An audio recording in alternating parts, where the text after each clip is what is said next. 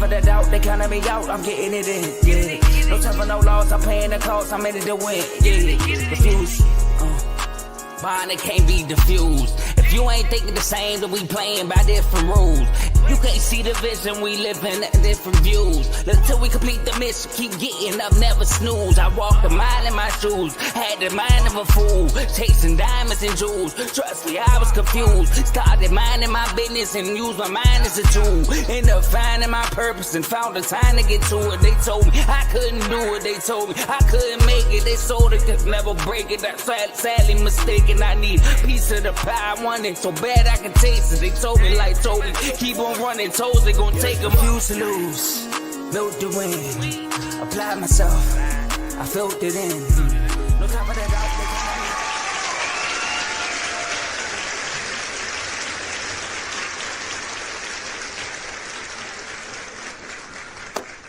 Welcome back, everybody, to another exciting episode of Unfazed with JJ and your boy AJ. JJ, Joe Jordan, man. How you feeling today? We've been away for a week, but we back now better than ever, man. How you feeling? I'm feeling great, man. I'm happy that you're back. Yes, and happy sir. birthday to you, my brother. Appreciate it, man. You know, I had a great time turning big 3-0. You know what I'm saying? Big 3-0 in the building. I'm getting older. I'm feeling it in my back and my knees. You know what I'm saying? But I'm still good to go. So if anybody want to get that smoke on the court, you know what I mean? I'm still around. You know what I'm saying? I'm still around. Still feeling good enough to get buckets, man. But speaking of buckets, man, we got some national championship games to talk about. Some Final Four games to talk about. Starting with the men's. The Florida Gators walk away with the championship over Houston by a score of 65-63. An exciting game, Joe. Came down to the wire. I got a lot to say about this game, man. But first, I want to pitch it to you, Joe. What is your reaction to Florida beating Houston and winning the national championship? A little backstory. You know, our guy Javon, he won the national championship, our bracket challenge. Shout out to Carl Talking College. He's the person who hosted it. And I went and checked. I came in third place. I had Duke winning. Of course, they sold me down the stretch. It is what it is. But I looked at the top and I see Jay Jordan. I'm like, oh snap! I like Jordan came back. My guy Joe came back and won the challenge. And so then I go in the chat. I'm about to congratulate you. Like, hey man, congratulations! Shout out to Joe for getting that. You and Von are relatives. His last name is also Jordan. Crazy, man. Crazy. But yeah, shout out to Javon, not Joe Jordan, but Javon Jordan for winning the bracket challenge. But what's your reaction to the game, man? There's no way I was going to lose the bracket because me and Carl picked Houston. And Carl was just winning. Like, he was just going crazy in his wins. Like, I mean, I never seen nobody. I think he only got 10 picks wrong the whole tournament, which is crazy. Javon won, though. So shout out to Javon. But first, I want to give a shout out to Houston, first of all. I mean, me and my boy Davey Dollars from R2L show, you know, one of my co-hosts, from the other show, we had a bet. And the bet was that Houston was going to beat Duke. He tried to throw the bet out there for Carl, and I said, they'll sit right here. I picked Houston, too. Shook on it. Buffalo Wild Wings. Thank you. Them wings was good, too, by the way. There, I appreciate it. So we got that bet off. Shout out to Cooper Flag for missing the game-winning shot like he always did this year. But we still catching the flag in Sacramento. We still want you there, my brother. But anyways, I felt like the Final Four lived up to the hype, man. It was so good. Like, you have 4 number 1 seeds the first time since 08, right? Since, I think it's 08 or 09 when you had Derrick Rose against Mario Chalmers in the national championship game, Kansas and Memphis. All 4 games were close. You got the Auburn versus Florida game. Walter Clayton Jr. I mean, looking like Steph Curry again against that team. Came clutch at the end of the game, being down the whole game and snatching that lead at the end of the game and winning that game. And then you got Duke and Houston when Duke was winning the whole game, had control of the whole game, and Houston stole it in the game because I don't know about you, AJ. When I watch college basketball, when it hit that 5-minute mark and it's like a close to 10-point lead, it's like almost over. The shot clock is longer. There's not really a bunch of shot makers in college like that. So scoring, it comes harder in college than it does in the NBA. So, but we saw 3 games go like that. Like the last 3 games, we saw all 3 games when one team was winning in the first half, and then in the second half, it flipped and the other team ended up winning that game. I think in the national championship game, Houston, same thing. All right, Houston comes in there, all the momentum. I mean, both teams were making runs, but Houston was making runs to stretch the lead, while Florida was making runs just to catch up to be down by 3 or 2 or 4. Florida didn't take their first lead since the opening tip for real, and that until late in the second half. I think they led like 80 seconds, something like that, the whole game, and still won the game. So Walter Clayton Jr. was held at 1 point in the first half. He wasn't going at all the whole game, but when money time came, he made plays, especially that defensive play he had on Sharp at the end of the game. So I thought that was very entertaining. Shout out to Florida being the only college team, the only school to have 3 natties in basketball and football. So shout out to them. Dog, Florida. The one thing that stood out to me about them the entire run, bro, they such a resilient bunch, bro. You can never count them out of any game, bro. And I found myself after Duke won, I found myself kind of rooting for them at first for petty reasons. Because I was like, man, if I win, I don't want Carter to win. I ain't gonna lie, I don't want to see Carl win. Now I don't want to see him win, right? But then as I'm watching the game and I'm seeing them down and I'm seeing them making this run, I'm like, bro, if they come back again on another elite team in this tournament, bro, they're the only national championship over the last 20 years. Only national championship team to overcome a deficit of 9+ points in the Elite 8, the semifinal, and the national championship game. All 3 games, ridiculous comebacks. They down, 71-61 against Texas Tech. They down 40-49 against Auburn. They down 30-42 against Houston. All games they came back to win. It's special, bro. It's like them boys know how to fight.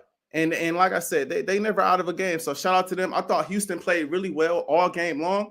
They froze up at the end, bro. They froze up at similar to Duke. I ain't gonna spend a lot of time talking about Duke, bro. But Proctor, come on, bro. Where was you at, bro? Where was you at? My boy Coop missing that shot down the stretch. Where was you at? I thought the over the back call was bogus. I thought it was bogus, but I get it. You know, my guy Carl, before I was able to watch the full game, Carl said they've been getting away with over the back all game. He's right. Yeah, all right. I'm like, I'll take your word for it. Then I went back and I watched the game and I'm like, okay, I see what he means. But it's like, if y'all been letting us get away with it up till then, why not?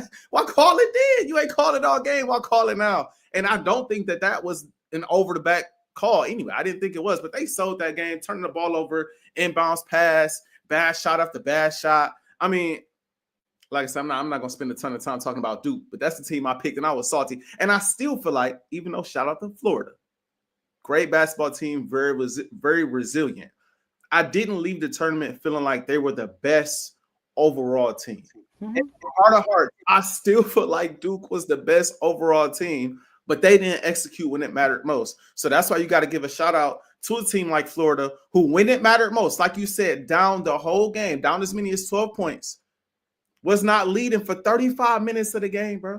35 minutes. They are down, and they come back when it matters most, make the necessary plays, contain LJ Cryer, who couldn't even get a shot off in the last couple minutes of the game.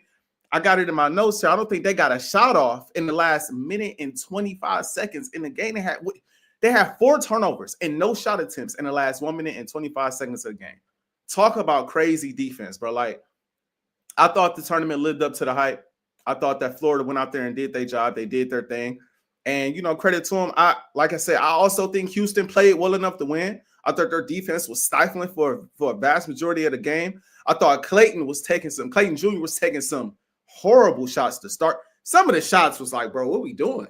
Like what we doing? But he came out. He made the defensive plays to win the game. He made the shots to win the game. You know, he's the one who went up for that block and made the – I'm blanking on his name right now, but made him second guess and shot the ball. What'd you say? Sharp. Yep, Sharp. He's the one who went up for the contest, made him drop the ball, and he had to box everybody out because he wanted to get called for that up and down or that double dribble. So shout out to them, man. That's a tough way to go out. Very, very tough way to go out. But Florida earned it, man. Florida earned it. Yeah, man. They beat UConn, the defending champions. They beat Yep. Maryland. They also beat Auburn, who's the number one seed all of in the whole bracket, and they beat Houston. And that's the thing about college basketball tournaments, one and done. The best team really never really wins. The last time I saw, and correct me if I'm wrong, outside of UConn, the last team I remember that actually won the whole thing was probably Anthony Davis's Kentucky team. Like they were legit the best team, and they won. Usually the best team don't win. That's why seeing all four number one seeds, that's a rarity. Yeah. Second time in history that ever happened. You know, so But when I caught that, somebody tried to discredit me. I just want to point that out because I said all four teams was gonna make it, and somebody on the side was like, "Man, it's kind of easy to predict that." I ain't gonna say who. It might be the person I'm doing the show with. I don't know, but I remember somebody being like, "Man, anybody could have did that." I'm like, "Dang, it's first time if ever it happened." You know what I'm saying?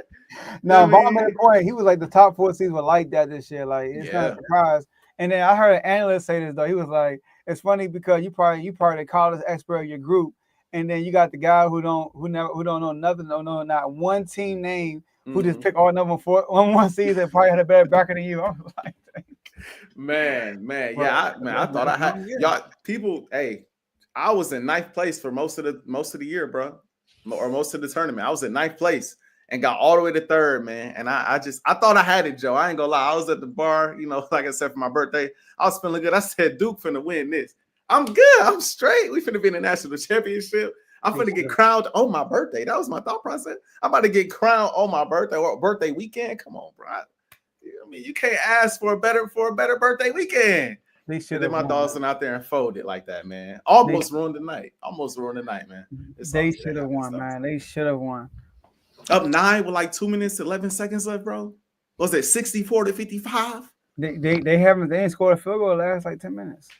Yeah, and Houston gave you an extra point when Dude spat the ball out of his hand out on the inbound and got that crazy tech. When he did that, I was like, "Come on, man! Come on, bro! Come on! What can you say, bro? But that is also the beauty in college basketball or in college sports, period. But especially March Madness, bro. Like you just until that clock strikes zero, you never know, bro. You never know what can happen. You can never be overly confident a team is going to seal the deal because that type of stuff happens all the time. So you got to get credit where it's due, man. Sometimes I'll be forgetting these are kids, man. You know what I'm saying? These are not professionals yet. They're not 30, you know what I'm saying? 28, 20, like they're 18, 19, 20. Like they still young. They make young mistakes. You know what I mean? I think that's their best players are freshmen. Yep. Cooper Flag supposed to be a senior right now in high school. Yep. And that's what makes it so entertaining. So shout out to him. Credit where it's due. Yes, sir. Women's Natty. I thought you said okay. Women's National Championship. Of course, we got the women. UConn. Shout out to UConn. Shout out to Paige Beckers, man. She secures her first national championship with a dominating win. UConn with a dominating win over South Carolina, 82 to 59. Woo! Joe, I know I have a couple things to say about this one too, but UConn dominating the entire national, or the entire national championship, but the entire bracket this year. What are your thoughts on UConn securing the national championship? Now, I know you're going to highlight some other players that we talked about pre-show. So I'm going to leave that to you. All right. But I want to talk more about Paige Beckers. Right. So Paige, there's been talks since the championship about where does she rank amongst the other UConn legends in women's history. Right. And I got her top 3. I think Breonna Stewart is number 1. I think Maya Moore is number 2. Pound for pound, though, who I think is the best player is Maya Moore. But Paige is up there, man. Like I think Paige top 3 over Diana Taurasi, over Sue Bird, over Nafisa, right? So her journey is so motivational. Yeah. She came in as a freshman, number 1 player over Angel Reese, over Caitlin Clark, came in the same class as them. She comes in and she wins Player of the Year her freshman year. The only player to ever do that in women's history. She did it. A lot of women came across this college world and never done that. Juju is like that. and she didn't do it. So Caitlin Clark was like that. They came in the same year. She outdid her in her freshman year. But then the next year, she gets hurt. Only played 13 games. So she gets hurt and then she comes back, you know what I mean? And she gets hurt again and she comes back and takes them to the Final Four. They end up losing. Then she gets hurt playing a pickup game and she out for the year. That's crazy. She comes back, have another great season. Now when she comes back, Caitlin Clark is the talk of the town now. This is last year. She's the talk of the town. Everybody forgot about Paige now. She comes back. She gets to the Final Four again, lose to Caitlin Clark, coming down to the wire. It was a controversial foul call on the screener, and that was a lot of talk.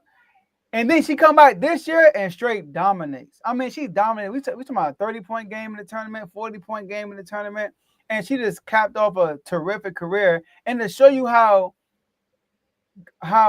great this moment was for the UConn team, like she was barely scoring in the first half, and they were dominating South Carolina.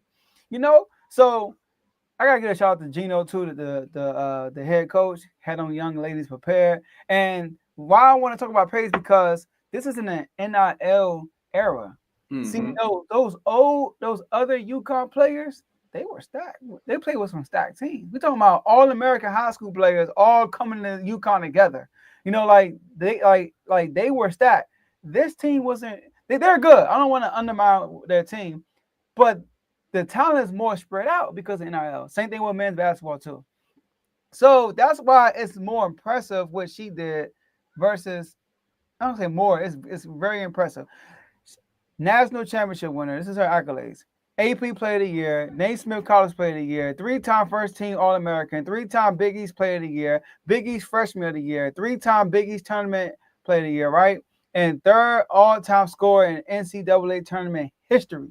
She averaged the most points in UConn, women's UConn in history, averaged the most points per game. And she's second in total points behind Maya Moore. And the only reason why she's second because she got hurt and only played 13 games her second year. And as you notice, 3-time because she wasn't really eligible for the other one because she only played 13 games. So she had a goated college run. Obviously, she only got one natty, but we talking about individually, she goated. And then lastly, her walking out the court, not gonna lie, AJ. When she walked out that court, and she goes, I almost should have tell myself. I like Paige. For those who know me, hey, my Lord and Savior, Jesus Christ. That's who I praise, all right? Mm-hmm. I love sports. I love my wife, love my family, but he comes first. And I remember last year when she got to the Final Four and she did her interview. Go back and watch it if you didn't watch it. Her post-game interview right after the game, man, she gave him all the praise. All the praise. And then right there was like, man, I was a fan, but I'm really a fan now. So shout out to Paige. Shout out to UConn. They dominated. They deserved it. But we all know who coming next. Hey, man. Wait, say that again? JJ, Juju. Oh, yeah, Juju. Of course. And I still say I wish we just saw that matchup. But what I want to say is, ditto to what you just said, bro. Anybody who comes out and gives God the glory for what they've accomplished, what they've been able to do, I think that's what he puts us in position to do. You know what I mean? Like, yes. I bless you with these abilities to step in front of the camera, to go and be an athlete, to go and be an actor, to go and do whatever it is that you're great at. When you give me the glory, that's all I ask for. You know what I'm saying? Just let everybody know how you got here. You know what I'm saying? Let everybody know I blessed you with these abilities, and I'm the reason why all of this happened. You know what I'm saying? So ditto what you said. Shout out to guys like CJ Stroud. Shout out to guys like JD5. JD5. Shout out to guys like Paige who don't shy away from, hey, my Lord and Savior Jesus Christ is the reason why all of this happened, bro. So we agree on that. Joe, 103-34. 91-57. 82-59. 78-64. A little closer. 85-51. 82-59. Joe, these girls, they dominated. It was never really close. The closest game was against USC. Without Juju, bro. The closest game was against USC without Juju, and it took a 31-point game from Paige Beckers to get that win. That's why I say number one, they dominated, but I would have loved to have seen. I think she might have went home if Juju I was don't healthy, know. bro. I don't know, bro. It's crazy to say because of how they dominated the rest of the tournament, and it's like they needed that. It's like they needed that close game to kind of refocus because they came out and they dominated USC and they dominated South Carolina. But it's like if there was a game now, maybe they're more up for that game if Juju plays too. You gotta think about that aspect of it too. Maybe they looked at them like, all right, they down Juju, they're not gonna be the same, and then they came out balling. It's like, oh snap, like. It's actually a game, you know what I'm saying? But for that to be the closest game to me, it's crazy. But they dominated the entire tournament. And like I said, you talked about Paige Beckers, man. But the others, bro, man, Sarah Strong, she a problem, bro. Freshman. And she balled out not only against South Carolina, but against USC as well. I mean, 24 points, 15 rebounds, and 5 assists against South Carolina. She's a big part of the reason why they were up like that, even without Paige going crazy. Right, 22, 8 rebounds and 2 assists against USC, right, in the Final Four game. And then you got Fudd, who is a bucket, 24 points, 5 rebounds, 3 steals. Also, what I like about her, bro, Ozzie Fudd, my bad if I'm pronouncing that wrong. She is a defensive ace, bro. She gonna get them steals. Yeah. Even in the first game of the tournament, she had 6 steals, bro, and 2 blocks. Now, granted, you know, the first game, you know, to play like this 16 seed, we get all that. But to go out there and have 6 steals and 2 blocks, bro, she a problem. She gonna jump them passing lanes. She gonna pick your pockets. She gonna finish at the rim. You know what I mean? She gonna shoot from the outside. She gonna set hard screens. Like the thing I like about UConn is Paige Beckers that's who draws you to the screen. Like, all right, we gonna see what Paige gonna do. National championship, we gonna see what Paige gonna do. And then you tune in to see Paige and you see Sarah going crazy. And you see Fudd going crazy. And it's like, yo, they got a squad. Like, it ain't like, oh my gosh, like, but they got a team, bro. If Paige is having an off night, they can step up and ball out, man. Like the rest of the team can carry it away. So we saw Paige throughout the tournament, 34 points, 31 points, 40 points. You know, she doing her thing. But when she's not having a great day, or maybe defenses is game planning for her, you know, throwing a different zone look at her, a different defender on her that's making it tough, double teams at her, whatever the case may be, and she got to come off that ball. You got other girls out there making plays, bro. So shout out to UConn. I picked them. Now, this is the bracket I got right, okay? I got this one right. If y'all watch the preview, if y'all watch my predictions, not preview, if y'all watch my predictions, you know what I'm saying, that I dropped right before the weekend, I told y'all how this was going to go. We was going to see South Carolina and we was going to see UConn. And UConn was going to come away with the dub. And I got that right. I did say Paige is the engine that makes them go, and she is. But you got to give a shout out to Strong and Fudd, man. They went crazy in them last 2 games and really helped secure that championship. So I'm happy for them all, and well-deserved, man. When you dominate like that, what can you say? What can you say? Yeah, man, like Paige, but like Fudd, she was looking like Kyrie Irving out there. Man. She was getting angles. And Strong, she can do everything. And she got size too, you know, and she a freshman. So she gonna turn up when she gonna take over this team when Paige is gone. But one thing I like about Paige is that you watch Caitlin Clark. Caitlin Clark reminds me of, obviously we say Steph Curry. Mm-hmm. Steph Curry shooting with Steve Nash passing ability. So she's more like a true pure point guard who can shoot.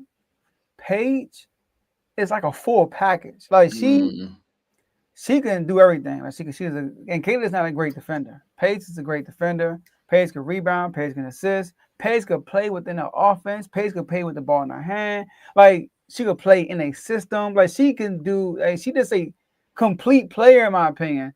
That's why I'm excited to see her in college. I'm gonna see her in WNBA. She will be the number 1 overall pick. She gonna be playing with Arike, right? Arike in Dallas.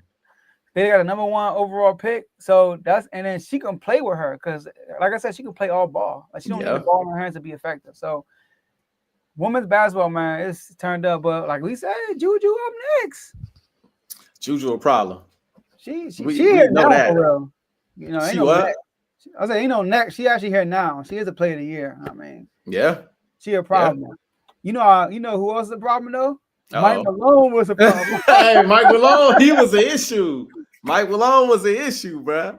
I know Lakers Nation is happy today, but but Mike Malone got fired out of nowhere. We talking about like 4 games before the playoffs, 3 games for the playoffs. The Nuggets are sitting with home court advantage. Obviously, you know, we look at the losing column, it's different. But right now, they got home court advantage in the playoffs. What's going on, AJ? We had a topic set. Are Denver Nuggets pretenders or contenders? And then the NBA say, AJ, I got something better for you. We're going to fire Mike Malone and the GM. I got 2 for LeBron say. Give me one more. Give me one more. Give me one more. Here go the GM too. All right. So AJ, what do you make of this? Like, was it right? Was it wrong? I mean, are you shocked? Talk to me. Who's your daddy? That's all I got. Who's your daddy? Ain't that what he was saying? They beat the Lakers. Who's your daddy? All the Nuggets fans in the stands. Who's your daddy? All the other stuff for that one championship that they won. That one ring that they got. Now that who's your daddy and all this other stuff. Listen, I'm not gonna lie. I want to troll the mess out of Mike Malone today. I want to troll the mess out of Mike Malone because of how he talked about my team, how he talked about the Lakers for that playoff run that he went on, and for the fact that they've been stumping us out the last couple of years. I give credit where it's due. But honestly, if I put that to the side, I'm stunned. And I think this was a terrible decision.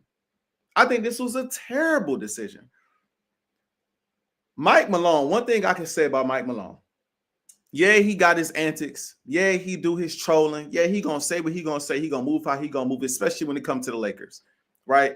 But he a damn good coach. I still think he one of the best coaches in the league. And he just won a championship not even a full 2 years ago, bro. Like, he just won. Last year, they was the defending champions. And they got knocked off by a Hungry Wolves team in 7 games. Ain't like they went out there and folded against Minnesota. Now, yeah, they gave up a 20-point lead in Game 7. But at the end of the day, it came down to the wire in Game 7 with a chance to advance to the Western Conference Finals. I'm looking at this like, what this move tells me is, like you said, Joe, the question today that I had, because I've been watching the Nuggets as of late, I'm like, their defense don't look good. Their energy is not there. Obviously, Jamal Murray being out hurts. Jokic putting up insane 50-point triple-double, 60-point triple-double, 40-point triple-double, and they still lose. And I'm like, Joe, are they pretenders or are they contenders? Because a lot of people still think they're contenders.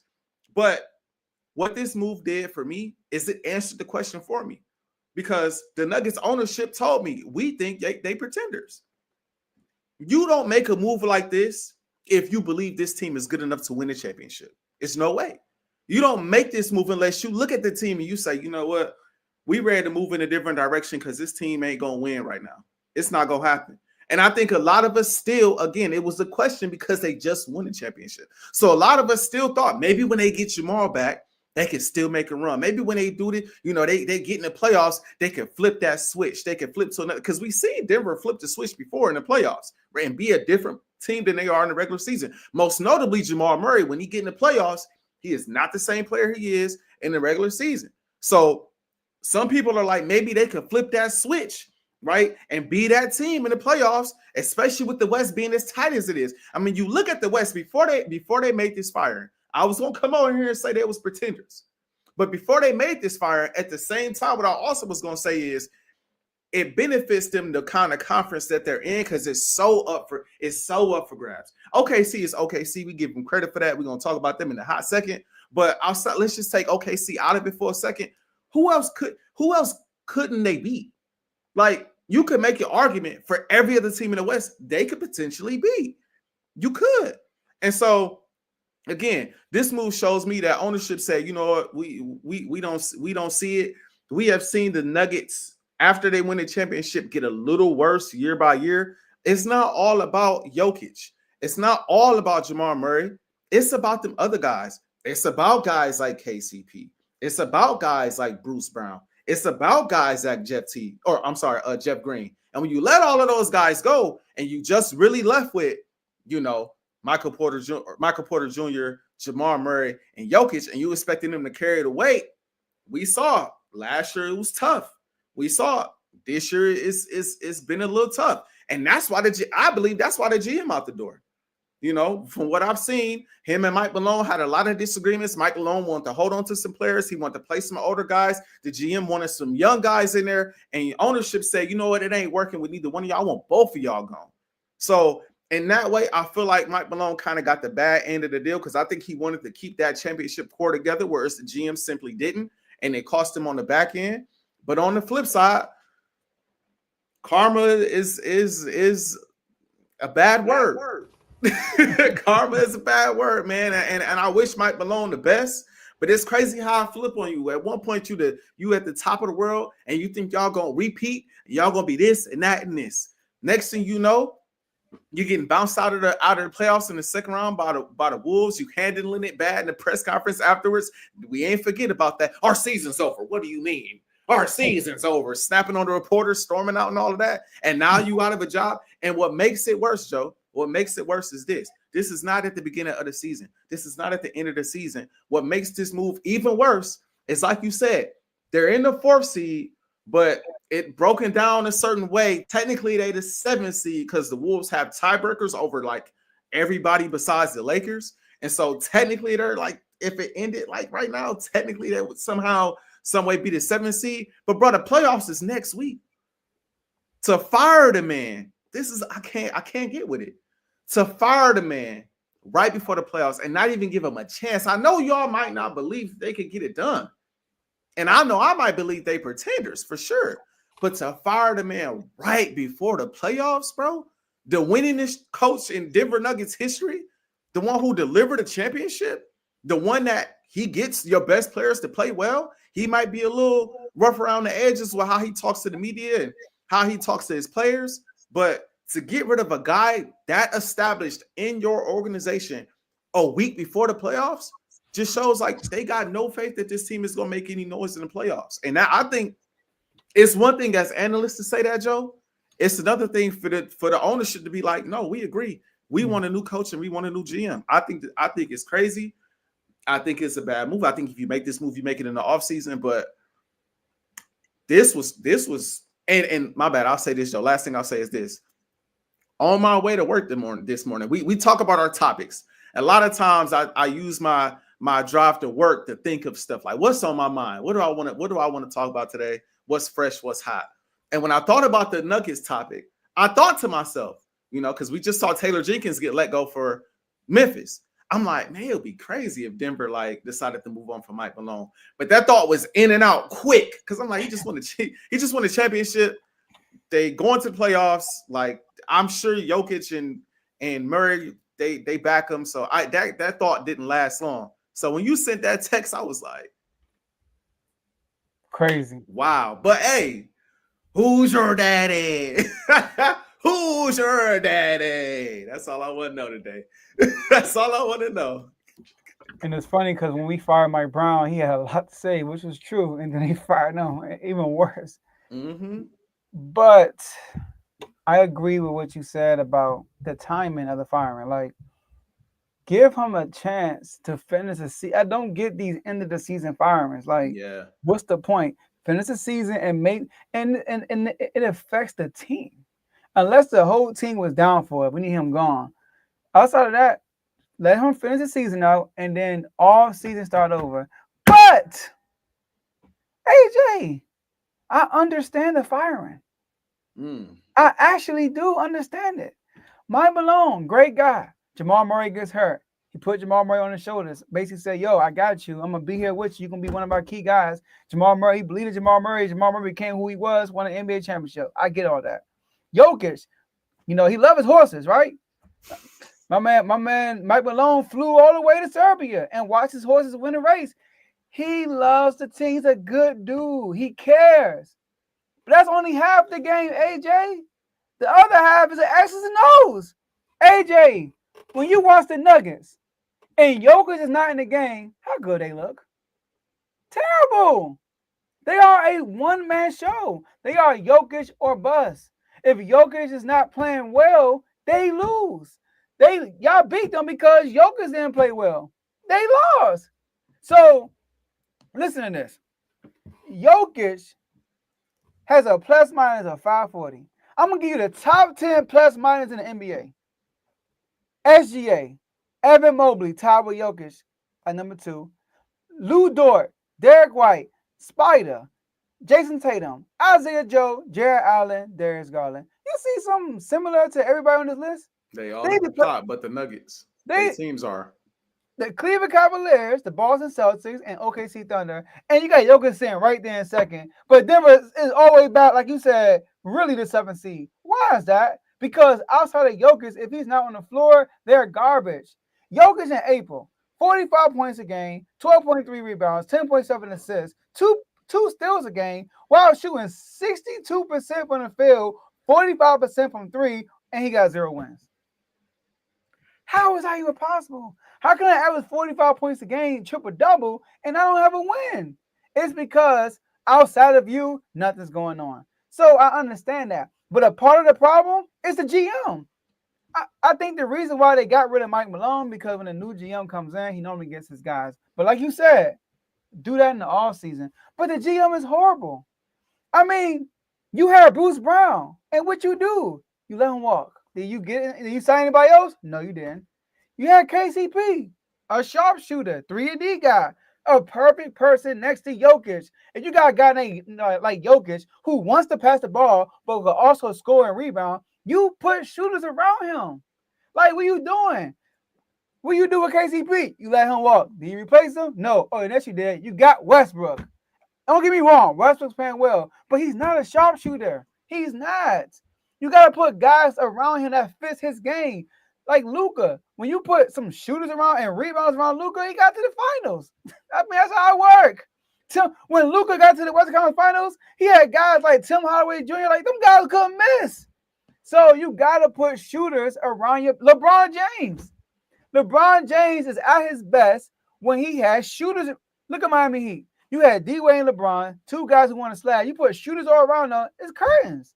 That's what you need with Jokic. Jokic, he wants to pass the ball. So I understand the firing, especially from the GM. The GM needed to go. I think he was on a hot seat more than Mike Malone. I don't understand why he didn't get fired. And you know what's funny, AJ? A little quick story for people that don't know this.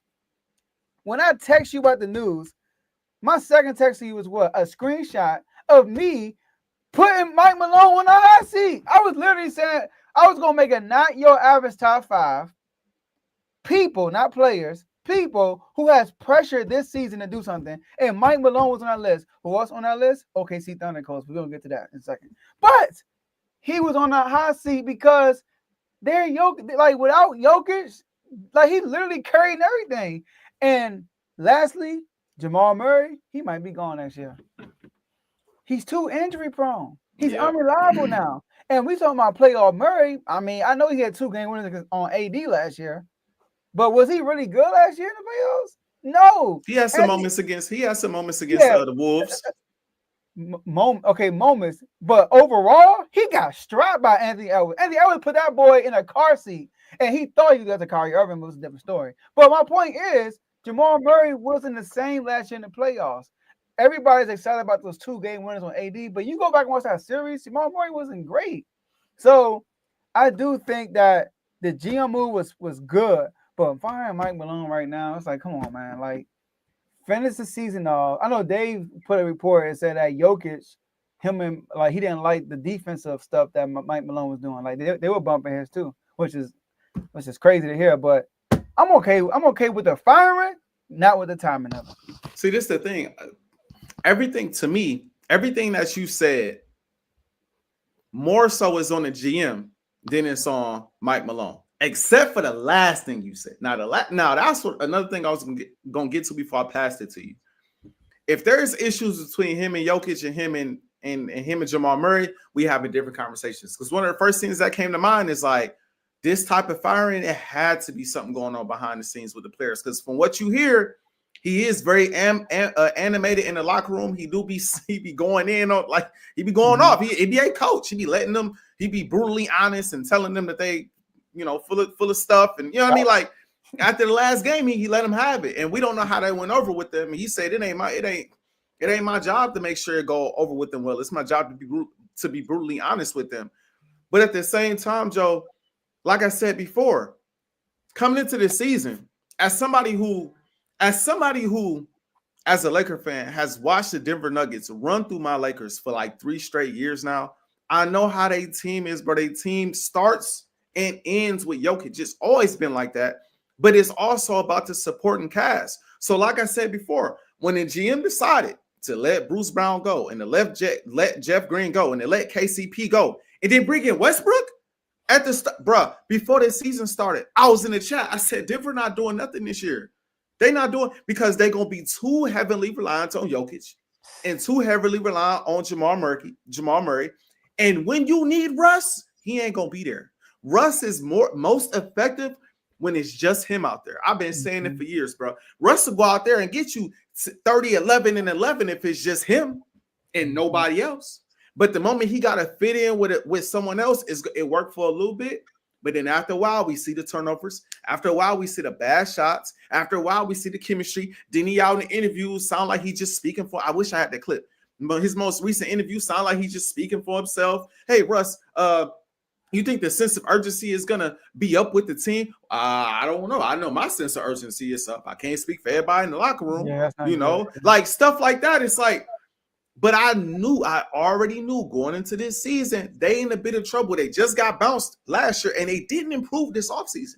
They simply did not improve. So if now we don't know if it's true that Mike Malone and the GM bumped heads a lot and they didn't agree on a lot of the decisions being made, but at the end of the day, he's the GM. He's going to do his job the best way he sees fit. Then that puts Mike Malone in a situation where I just got to work with what I got. I got to work with what I got.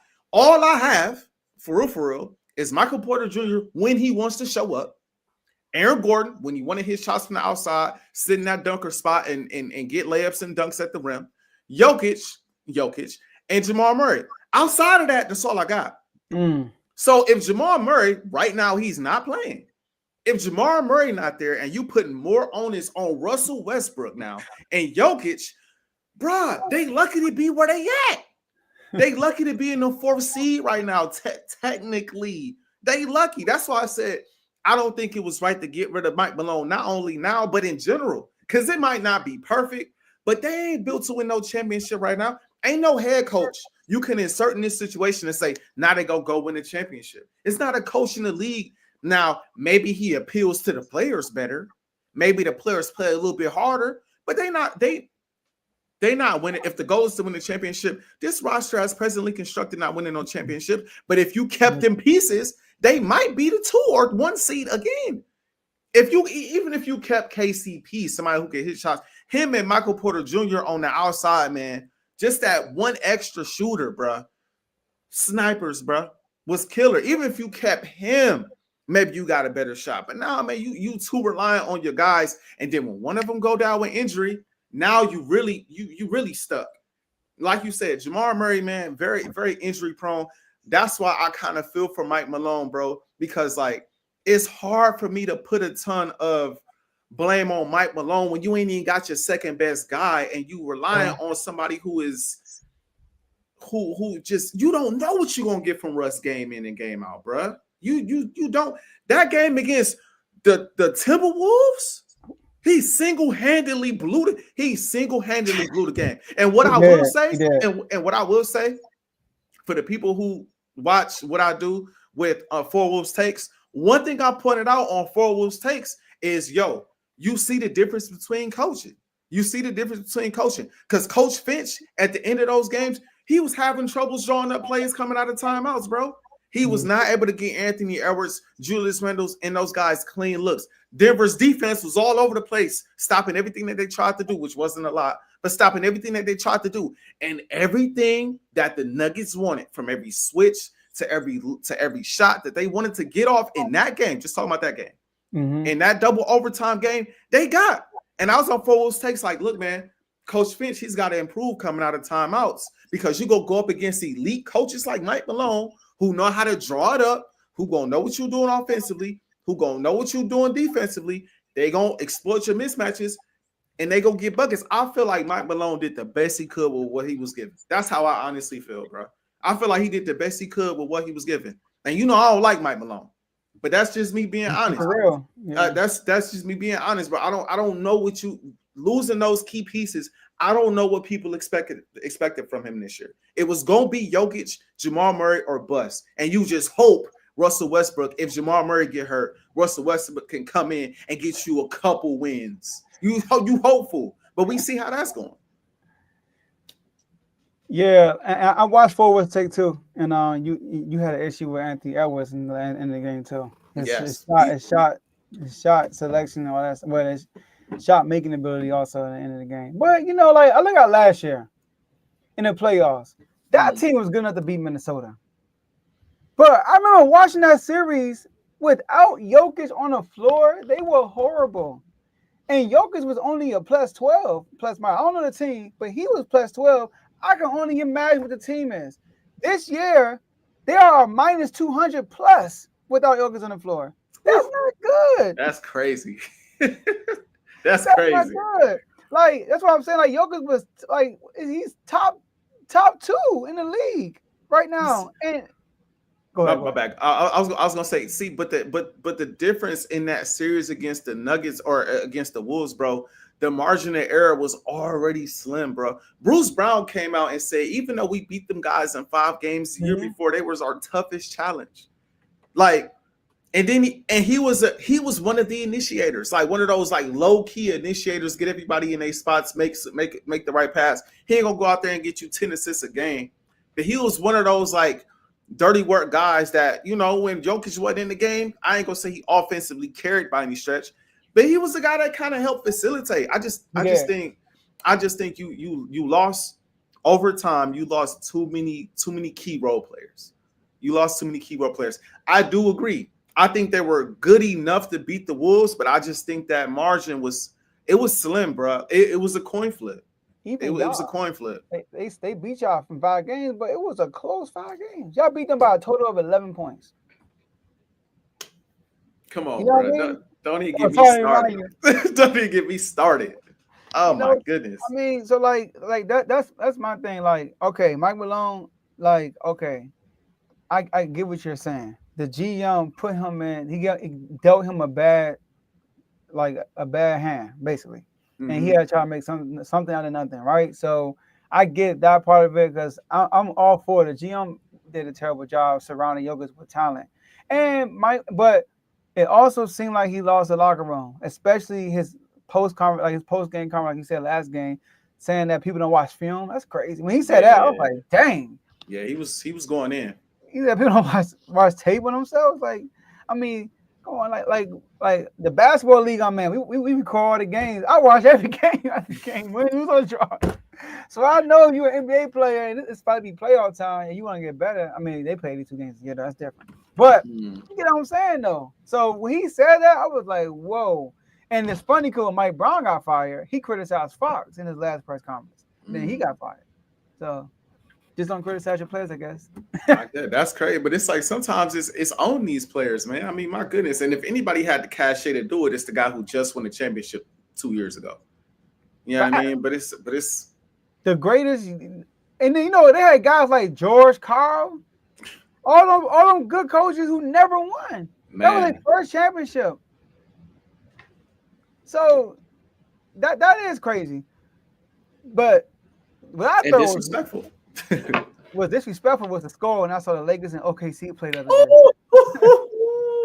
I like that. 126-99. Oh my gosh. I'm liking the score right now, though, 105-104. But we're not gonna get to today. I was trying to go and check it right now too. I've been kind of peeking. It's a close game. 105-104. But we're gonna focus on 126-99. They didn't even reach 100 points, AJ. We're talking about the number 1 defense in the NBA and one of the best offenses in the NBA with the quote unquote MVP. And that's Shai Gilgeous-Alexander. So, AJ, a lot of people are saying KLC, OKC, UFC, Lakers in 5. People are saying that. And after that W, people actually are believing that like the Lakers has showed that they can wipe the floor with OKC. In OKC, by the way. So, AJ, what did the Lakers prove in that one? My bad. I was just trying to make sure I had that score so I could just, you know, every now and then take a couple peeks, man. Take a couple peeks. But Joe, the Lakers, if you take, let's take the Celtics out. Matter of fact, let's just focus on the West. I'm gonna just focus on, forget the East, because you got to get there. The Lakers can beat any team in the Western Conference in a 7-game series. I firmly believe that. I firmly believe that. If I was a betting man, if they get into this playoffs healthy, I'd pick them to go to the finals, bro. All bias aside, I know everybody see the Lakers logo in the background. Oh, Lakers fan. I get it. I'm not saying they're gonna win the championship, because if they see Boston, I don't see it. Boston just got too much. Anybody else out of that East, though, I think they could win the championship. But Boston is just, if I had to put my money on somebody to win the championship with the Laker logo on my background, I would pick Boston to win the championship, if I'm being honest at this point in time, from what I've seen. But the Lakers offensively can beat anybody in the league. This is what I was talking about before, right? I shout out to Von. Shout out to Von. You know what I mean? Me and him was having a back and forth. You know what I mean? He's the basketball guy here with R2L. You know what I'm saying? He knows his basketball. Definitely respect his basketball IQ. We were going back and forth for a good minute about what the Lakers can do this year. And I think his biggest thing was they won't go win the championship. And I understand all that, right? But my thing was like, bro, they got a shot. His thing is they don't have Gafford. They don't have this. My thing was, we just saw Luka go to the finals just last year. I think, this team just as good. He's like, bro, they don't have the size. They don't have the big man. But my rebuttal is, bro, they got LeBron. He's got LeBron now. Like, yeah, before he had Luka, before he had Kyrie, and Kyrie is Kyrie. We understand all that. Kyrie is a special dude. You know what I mean? But he ain't LeBron. Like, having LeBron as a number 2, or in some cases as a number 3 option on a basketball team, even at age 40, when healthy, is a special thing to have on both sides of the basketball, especially when he's locked in, which I was on his case a while ago for not being locked in. I'm glad he locked in now. All these interviews and all of this, Stephen A. Smith stuff, we gearing towards the playoffs. I'm glad my boy is locking in. But I say all that to say, yes, you might not have the same exact team you had last year to get to the NBA Finals, but when you got offensive firepower like this, you got guys like himself, you got LeBron, and you got Austin Reeves playing out of his mind right now, and then you surround these guys with shooters. Rui Hachimura, can hit shots from the outside. Dalton Knecht can hit shots from the outside. Trying to put up the numbers right now. My boy Gabe Vincent can hit shots from the outside. And all three of the big three of the Lakers, all of them can score and play make. So when LeBron has the ball in his hands, you got to worry about him scoring and playmaking. So not only you got to worry about him getting to the basket or stepping back for 3, you got to see where everybody else on the court is. You got to look at Luka. You got to look at Reeves. You got to look at all of your shooters. When Luka has the ball, guess what? You can't just worry about Luka. You got to worry about, where's LeBron? Is he backdoor cutting at the rim? Where's Austin Reeves? Is he spotting up for 3? Where's my shooters at? Guess what? When Austin Reeves has the ball, guess what you got to worry about, Joe? Can't just be Austin Reeves. You got to look for LeBron. You got to look for Luka. You got to look for all of your shooters, because all of these guys can play make. And the beauty in it is any of these guys can come out of the game. At least one of them can stay in, and you got similar issues. You got to worry about these guys playmaking and shot creating for themselves and for others. All they need, Joe, like I said before, is their defense to get crucial stops. I heard LeBron say, OKC already has their identity. We still looking for ours. I know what the identity of the Los Angeles Lakers is. It's offense. We're going to score a lot of points. That's what we go. We're going to put the ball in the hole. Brian, you're going to get to 25. AR, you're going to get your 20 to 30. Luka, I might need you to go for 40 in the playoffs, and we just good. We just fine. I'm feeling like Shannon Sharp, man. I'm feeling like Shannon Sharp. You know what I'm saying? All his slogans are OKC, KFC, UFC, you know what I mean? Lakers and fire. I'm feeling like that, bro, because we in a dogfight with these boys right now. As I check the score again, it looked like it's 105 to 107. You know what I mean? People said, oh, y'all smack OKC. We're going to see how they come back and, how they retaliate. It's a close game. It ain't like they was going to come back and smack us by 30 or something like that. You know what I mean? The Lakers can get out of the West. I think at this point they get out of the West, especially now with Denver looking like they imploding. I don't see the Rockets doing it. the Wolves matchup, I'm not gonna lie, the Wolves matchup is kind of interesting because of all of the size that they have. But Luka against them guys, we kind of already done see. We kind of done seen that, right? We see them matching up with OKC. That'll probably be their toughest task because they do have a solid roster. They're deep, and they think they're the best defense in the league right now. When I look at the Western Conference, I think the only other team that really give me trepidation is the Warriors. I ain't gonna lie, the Warriors is tricky. The Warriors are very tricky. But overall, man, the Lake. I had to think of all the teams in the West. I was going down rolling next team in the West. But overall, bro, the Lakers. You can't. I think some people were asleep because it's like, man, people gonna hype up the Lakers. People gonna, it's the Lakers. They good, but defense this, defense that. I mean, yeah, they got Luka, but Brian ain't there. He older now. AR, is he really that good? Third best option in the league. Yes, the best third option in the league. Ain't no way. But it's time to wake up, bro. It's third seed in the West, bro. No play-in tourney. Hey, I'm feeling good, Joe. I'm feeling good as I look at this scope. I'm feeling good, bro. I'm feeling real good, man. And we got all of the tiebreakers. Everybody that's underneath us, bro, we got all of the tiebreakers. So we gonna finish fourth or third in the West easily. And we gonna get into a healthy. Oh, last thing. JJ Redick, I like what I see, bro. I just think the Lakers have so many minds, bro. So many smart players, bro, from AR to Luka to LeBron. Then you got JJ coaching. We gonna be tough. We gonna be a tough out, bro. That's what it proved, is that the Lakers, in my opinion, going to the finals. To answer the question, like what they proved to me, they didn't really prove anything because I feel like the Lakers can win it all. I feel like they're good enough to even beat Boston. I think I mentioned, I don't know if it's on this show, but I did. When it comes to Boston, I'm like in the 7-game. First of all, the Lakers give Boston problems already in the regular season these last couple of years. They played the Boston Celtics tough. They beaten Boston without LeBron. But like in the 7-game series and LeBron James combined with Luka, you are 4 games away from winning the NBA championship. And you don't think they're going to win that series? When the Celtics don't have a Steph Curry. The Celtics don't have a Kevin Durant. They don't. I know we want Tatum to do that, but has he done that in the playoffs? No. So I can't just go off that. The Celtics won last year. Luka got ejected. Dang. He got ejected? Yeah, he's got ejected. Yup. Oh, my goodness, bro. Look in the comment. Oh, my goodness. Right. Yup. That's going to be your problem in the playoffs. But anyways, it might be. But 108, 727 left in the game. But like you said, LeBron James playing in NBA playoff basketball when he has a feeling that we can win. Now I feel like he had that feeling with the Lakers 2 years ago when they went to the Western Conference Finals. Only difference was he had to be the guy to lead them there scoring wise because AD wasn't going to be that consistent guy. Now with Luka Doncic, LeBron is a what do you need me to do type like role. It's not like he's designated to be hey LeBron, if you don't take us, we're not going to get there. That ain't the case no more.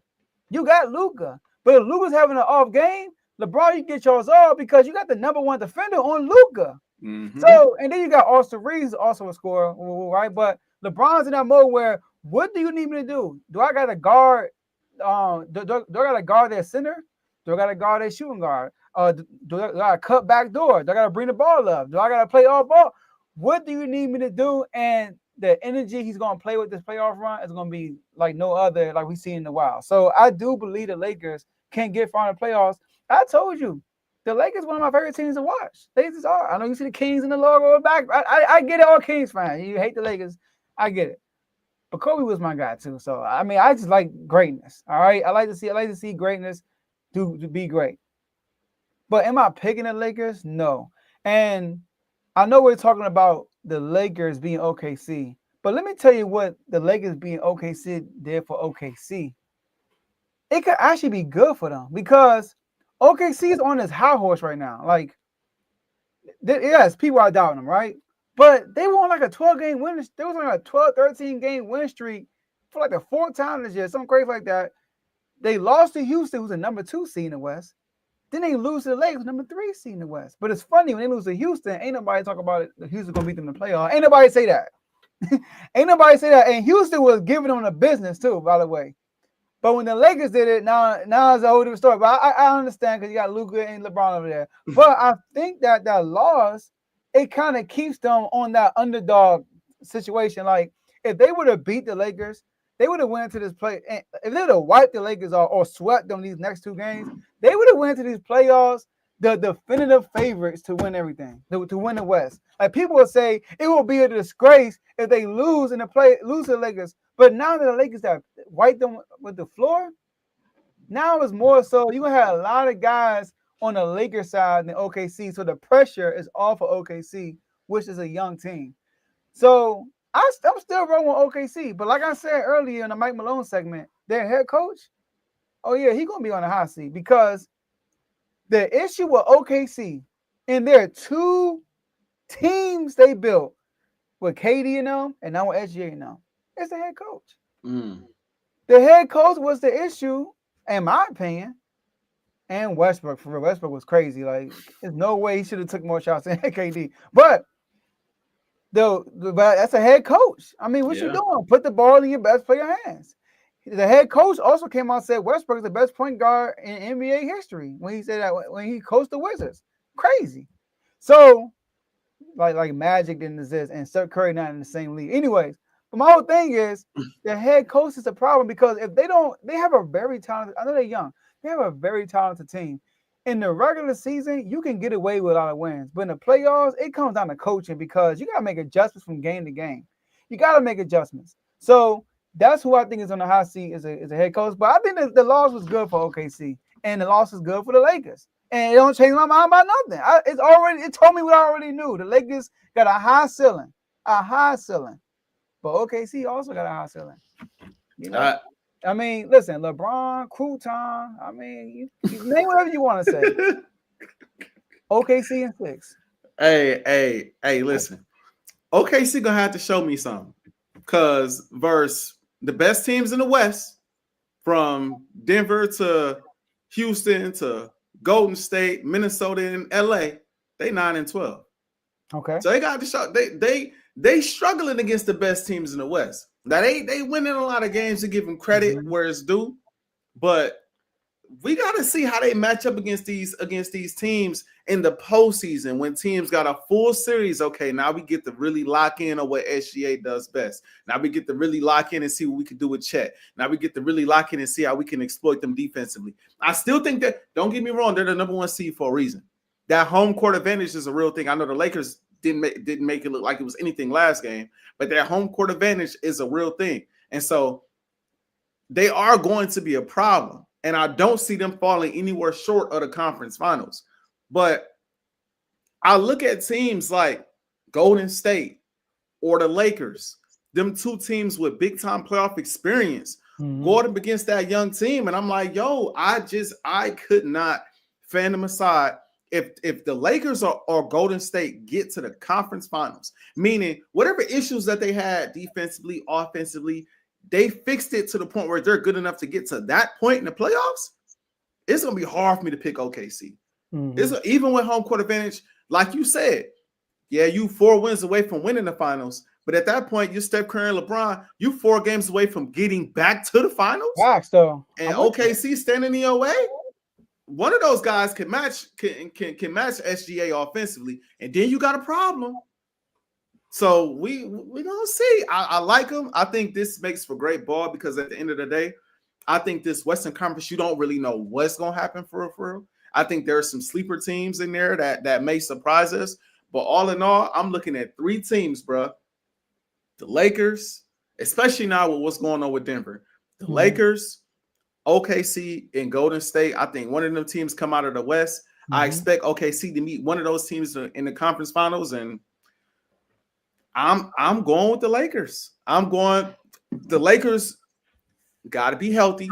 I think, like I always say, that's the most important for every team, though. That's the most important thing, health. Your best players got to be healthy. But best for best, man, I don't know. I don't know if they're ready. And I think that they still feel in the playoffs, you need what I've learned over the last couple years is you need two dogs, like dogs. Now they got SGA. I like Chet. I like Williams, but like I don't view them two guys as dogs. Like when Luka had Kyrie beside him, like when Jason Tatum and Jaylen Brown are together, like LeBron and Luka, or even at this point, because I've seen what Jimmy can do, Steph and Jimmy on it. We know they some dogs. When you get those two tandems together in the playoffs, bro, it's different, especially down the stretch of a series. Because at some point, I know we didn't play 5-6 innings. I know what you're gonna do. You know what I'm gonna do. Yeah. But now you just gotta stop us. Like I gotta stop you. You gotta stop me. And when you got those guys playing at that level, the only thing that can beat you is a complete team. Now, OKC got some pieces, bro. But those role players got to continue to play like this because I don't think they have a second dog like that. So they're going to need a complete team effort to beat teams with two dogs at the top and solid role players. And I just don't know. I feel like they one piece away still. I feel like they'll be best with Williams as the number 3 and SGA. They need to unlock that home run, bro. They need to unlock them. That goes back to coaching. Yes. Even last year against the Mavericks, it was, oh my God, I'm thinking about it. Like, they don't use them. The Celtics are showing you what to do with him. How they use Porzingis. They put Porzingis in constant mismatches all day. That's all they do with Porzingis. It's rare Porzingis is trying to score on another center. Like, he's getting put with a point guard, shooter guard on him, top of the key, and he's going to work. Use Chet. And Chet is a dog. He is a dog. Offensively and defensively. But I'm with you. Like, I'm not here saying like, oh, you must be crazy if you didn't pick OKC. They definitely gonna win. That's just my pick. I told you why I'm picking OKC. SGA about to have a 2-4 type year. Playoff run. That's what I'm saying. He's gonna have a 2-4. He got 37 right now. I knew he was gonna go crazy on the Lakers today. Yeah, I knew it. He had to. I knew that was gonna happen. He got 37, so he probably got like 13 free throws too. Let me check. He got 11. but credit to him, he didn't get no. The thing I like about SGA, that last game, he ain't get no free throw attempts, and I didn't see SGA complain one time. And he still had like 25, 24, something like that. I didn't see him complain not one time. And listen, bro, I know some people think Williams is a dog. I gotta see more of it in the playoffs. I gotta see it, bro. I have not seen it. If he was the dog that some people think he is, they don't lose to the Mavs last year. See, I don't think they lose to the Mavs because I don't think. My bad for cutting you off, Joe. No, I don't think Luka against the Mavs was that, or against OKC was that great. He was kind of inefficient in that series. Luka and Kyrie really was ridiculous in the Wolves series. I thought that the Wolves was going to knock them boys off because the Luka and Kyrie I saw against OKC, I'm like, they show up against the Wolves. The Wolves going to the finals. And they showed up and they played at their, they couldn't have played any better percentage-wise, But if Williams is the dog that I'm thinking that he's going to have to be for them to get to the next level, I think they got to the next level, at least the conference finals last year. Yeah. But he's inconsistent. Yeah. He young. I think he's a dog, though. I get what Todd's saying. He is a dog, but it's just the like I don't think he's shy away. He just be off. Like he's not as good as we want him to be, in my opinion. Like he's not. Like think of all the second options you named. Jalen Williams is now on that level. Also, maybe I should say he's not a star. Yeah, like he's not a star. Maybe that's a better word. He made an all-star team, but he's not. I couldn't see him as a number one option, right? Taking the team to the play-in, like taking the team to like a 6 seed. I don't see him doing that. When you look at all the second options, you've seen it like Jimmy Butler, Luka, LeBron, whatever you want to pick. You said Kyrie Irving. You know what I mean? The second options usually like they get out. That's how I look at it. Jaylen Brown, so. Like there's an argument. Who is it? Jaylen Brown, Tatum? There's no argument with Jay Williams. No, not at all. Not at all. Yeah, but defensively, He's a hound dog. All their whole team defensively is like that. Yeah. That's one thing I can say. It does make you nervous about if you picking against OKC like I am, because defensively they are elite. They are ridiculous. People say about y'all, Austin Reeves, you gotta put the third defender on him. Okay. That's probably SGA. That's why lose. They got Lou Dort. They got Caruso. They got Jalen Williams. You pick your poison. Yeah, Wallace. they got some guys. They could all defend. They could rope man. I can't wait. Playoff next week. Let's get it. Yes, sir. We're gonna make our predictions, right? Oh yeah, we got to. Woo! We got to do it for the people. Got to do it for the people. Y'all know. Hey, look, I told y'all preseason. You know, AJ preseason. We know the East is all jacked. We know that for sure. The West he got a slim chance in the West. You know, he got a slim chance in the West because I think AE good. You know that he's good enough to elevate his team. Yes. But my picks, I got OKC and Boston. That look good. Right now. It look good. Yeah. I'm hearing Dame might be back for the playoffs though, so the Bucks might not be. I hope he is too. Because what you said early in the season, they need that. And now I want Dame back because of his health, obviously. Of course, that's the reason. You said it perfectly, AJ, before the season started. We need to put more pressure on them boys. Mm-hmm.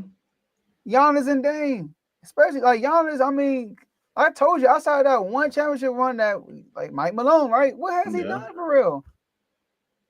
Yeah. He put up good numbers, you know, but I mean, what is he doing? Yeah. And he had a perfect team around him, bro. Perfect team. You got your big who could stretch the floor out and block shots. You got your scorer, Chris Middleton, but he always hurt. But you know what I'm saying? He had a team around him. That's facts. 100%. And for the people who have been watching this and not watching the Lakers and OKC game, OKC done pulled away. I know, right? It's 129 and 115. They done pulled away. But I feel like we got ours though. SGA got 42. SGA got 42 now. Jalen Williams, he got 22. You know what I'm saying? LeBron, he got 28, 7 and 3. Luka got ejected. He got ejected with 23 and 5. AR got 24, 5 and 5. So, you know, we ain't got to worry about them guys till later. You know what I mean? I still, and right now, I wonder what the actual season series is between the two. I think it's 2-1. Okay, see now it's funny. Okay. SGA must be watching because we got 42 viewers. Right. 42 people, man. Let me get y'all 42 buckets real quick. Let me get y'all 42 buckets, man. Crazy. I got you. I messed up the first time. LeBron, Crouton, Futon. OKC and 6. Cause they gonna fold like a futon. Man, shit. We gonna see about them. They got 131 on this right now. Yeah, man. We gonna see about them. We definitely gonna see. Dang, that's 131. But Luka out though, so it's understandable. Yeah. We might have still gave up 131, but with Luka out there. But maybe we got 127 right now with Luka out there. Who knows? Who knows? Maybe. I mean, we did have 126 last game, so yeah. It was 1-0. It was a tie game we got Jackson. And speaking of Porzingis, he dropped 34 tonight. That's what I'm saying. Yeah. Like Shaq could be a Porzingis, but they don't use him right. They don't. But great show, AJ. Hey, yes, sir. Hey, hold on. We don't have a sound bite for that, but happy birthday to you once again. You know, for those who when he in the game, he's entered his Steph Curry year. I mean, he's a shooter. That's what he told me. Hey, man. All day. Money. You know, like before we go, like, how was your birthday? Did you enjoy it?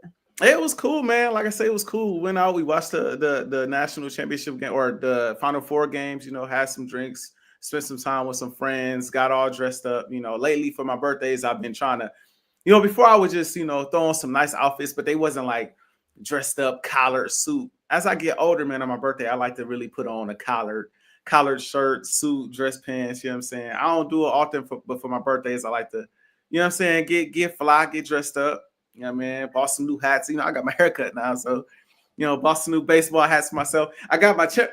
Oh, I wish I had a moment to grab the championship hat. I'm gonna pull it out next episode, man. I got my Eagles championship hat. You know, that my wife bought me. My wife also bought me a Jalen Hurts jersey. Yeah, I mean, that's coming in the mail real soon. I might have that on next episode just cuz, you know what I'm saying? But yeah, it was great, man. It was relaxing. I had a nice little 3-day weekend, so It was cool, man. Brought in the 30s the right way, I feel like, man. I appreciate it. And I appreciate all the birthday wishes, man, for sure. For sure. Yes, sir. Yes, sir. Yes, sir. But my last words, man, shout out to the whole Artour network. Shout out to the whole Artour family. We are 3 quarters into the first quarter of the year is now over. We entered the second year of the quarter. So everybody's watching. The first quarter is usually the toughest quarter because, you know, by the time February hit, you feel like, you know, all the goals you set early in the year start to fade away and you start to go back to your old habits. But once you do it 3 months in a row, now you got some momentum. And what I was told, momentum is like if you're a male, you know, momentum is like a jealous woman. You know, if you don't give her attention, she gonna go somewhere. She gonna just go and leave. You gotta give her attention, right? When you feel like you have momentum and everything's turning to go when you touch it, that's mean you gotta do even more.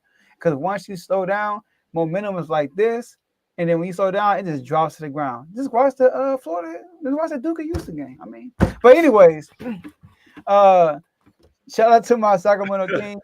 Although I want y'all to capture the flag, I'm still a fan. I want to see y'all win. So shout out to y'all for dropping DeRozan and Levine for scoring 80 points on the Detroit Pistons by taking the game lead over the Mavs. So now we get a home game in the play-in, which is good. All right, Sacramento stand up. And we could potentially, you know, if y'all slide to number 2. Y'all can't slide number 2, Houston. Hey, we slide number 2. We could probably get out Houston. We winning the season series against Houston, by the way. So we can slide into that number 2 spot. No, we can't. We can only be. Dang, you're gonna get swept. And then my Commanders, man. Whatever this anonymous source says, talking about my boy JD5. Come on, man. Stop being anonymous. Anonymous, you NFL executive. It's an NFL executive being anonymous, talking about my boy JD5 gonna be sliding this year, gonna have a downfall this year. He's not gonna be good this year. Oh, wow. Like, he talked about how all the rookie quarterbacks from last year will be better than him this year. I'm like, dang, like, who is this dude? But he won't show his face because he know why. But that's all I gotta say. You know, as long as I got JD5, we alive. I'm getting that trademark too before somebody take it. Hey, you got to. You better get ahead of that too, bro. Get ahead of that, bro. If I ever get invited on a national show, I'm gonna find a way to say that. Oh yeah, got to. I'm gonna throw it in there. It's easy to. I'm about to say it's easy to slip in there somewhere, bro. Got to, man. And they probably coming sooner than you think, man. Probably coming sooner than you think. OKC then went up 20 on us now. Man, Luka went out, man. They said, all right, it's time to run it up. Now they trying to blow us out like how we did. We understand. We understand what SGA still going crazy. No, it's somebody else going off now. Jalen Williams, he's still getting buckets. It's all good. It's all good. But of course, my boy Joe, great show today. It was great to be back. I feel refreshed, bro. We took that week off, celebrated my birthday, man. I feel refreshed, man. The playoffs is getting ready to kick off, so we're gonna have a lot of content pumping out for y'all. We appreciate everybody for tuning in. All 40, I think we hit 44, 45 or something like that today when I took a glance up. So appreciate everybody for tuning in, man. Make sure y'all like and subscribe, not only on my channel, but on the Refuse to Lose channel. Continue to show love and support as we continue to drop this dope content for y'all. Yeah. Lakers, listen, I ain't putting too much stock into today because I seen what y'all just did. You're going to win one against OKC. You're going to lose one. That's kind of expected, especially if Luka, I gotta watch the game. I got to see. I haven't watched a minute of this game. So I got to see how Luka got ejected and all of that. I'm sure he did something dumb. But either way, we in a good spot. The goal at this point is to lock down that 3rd seed and get to the playoffs healthy for the first time in like 5 years. Avoid the play-in and have that like week worth of rest to get into the playoffs and be in the right spot. You know what I'm saying? So Lakers, keep doing what you're doing, man. Just keep doing what you're doing. I'm proud to be a Laker fan today. And the Eagles, I still don't have much to say, man. We Super Bowl champs. I'm gonna rock my Super Bowl champion hat. You know what I'm saying? On the next episode, I even have my Hurts jersey. You know what I'm saying? We'll see how that shake down. I'm hearing that, Adam Schefter said we're gonna probably make a couple trades on draft day. You know what I'm saying? I can see Howie putting that ski mask on and being like, all right, what we doing today? You know what I'm saying? All right, but we chilling. I ain't mad about nothing. I'm chilling, man. It's a good time to be Eagles and Lakers fan, man. I ain't mad about nothing, man.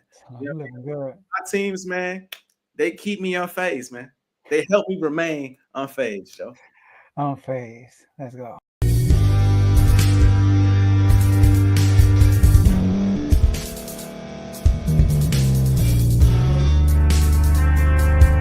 Thank thank you for staying to the end. If you're watching this on YouTube, please like this video, subscribe, and also hit that notification button so you can be notified next time we put out a video. If you're listening on any podcast platform, subscribe and hit that notification button, y'all, so you can be notified we put out another podcast audio. And last but not least, hit that share button. No matter what you're listening to or watching it, hit that share button and send it to somebody that you know that would love to watch this episode you just listened to. So once again, thank you for staying to the end, and we'll see y'all in the next episode.